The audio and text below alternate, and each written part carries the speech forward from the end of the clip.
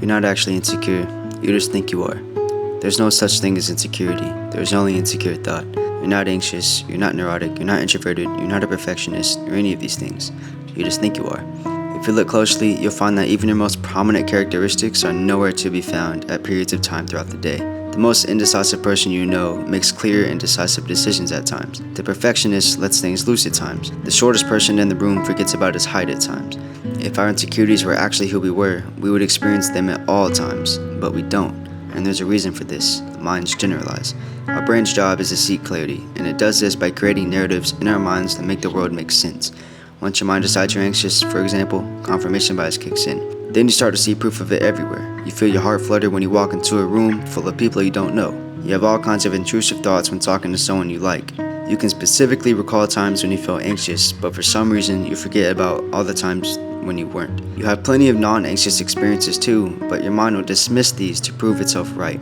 It's held on to this belief that you're an anxious person, and it wants to trust itself, so it finds ways to prove that belief to be true. Then anxious experiences repeat itself. To your mind, it's good to have an anchor of reasoning for your life experiences because then you have clarity. Your heart beats fast in a group of people, then your mind jumps to conclude it's because you're an anxious person. This is what the mind thinks. And it's like when you get a new car and you start seeing that same car everywhere. It was always like this, but now your mind has a way of finding it since it has an actual basis in your reality. Our minds look for clarity that makes sense of all the things we experience. Then this clarity leads to comfort. It's comfortable to have a valid reason to stay in your bubble of insecurity. It's comfortable to say you don't want to go to that event because you're introverted. It's comfortable to nudge off giving a presentation because you suffer from anxiety.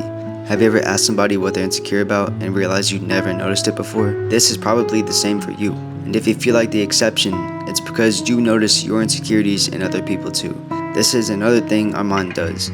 We self-sabotage ourselves by looking for the issues we have and seeing them in other people. It's our mind's attempt at validating the narrative it's made for us. Then this turns into a belief, and now you feel so certain about your insecurity.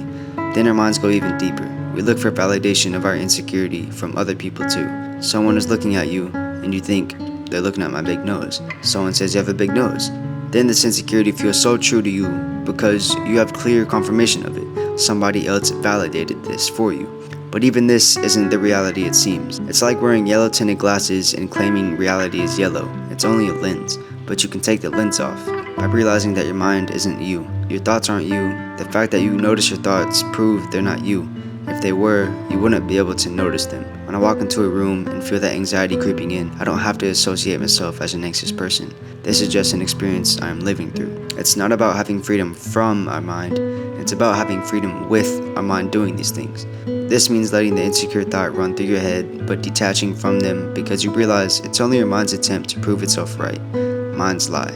So remember, you're not insecure, you just think you are.